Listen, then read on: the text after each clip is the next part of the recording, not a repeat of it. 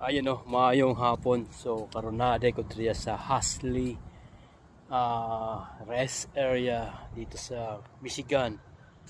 So guys, may gusto lang akong ipakita guys. Ang daming mga wild berries dito. So katulad dito guys. Ayan Here. Daming mga berries. Ayan, nakakain to. Ayan. Sa wild berry, tinatawag itong Saskatoon berry. Ayan.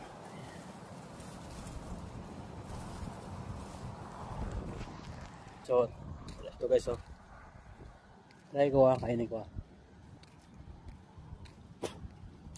Matamis siya, over lang.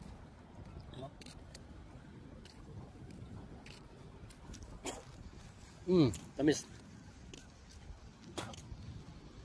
May ano lang siya, may buto. Ito pa Ito, ang dami Ayan. Dami dito. Saskatoon berry.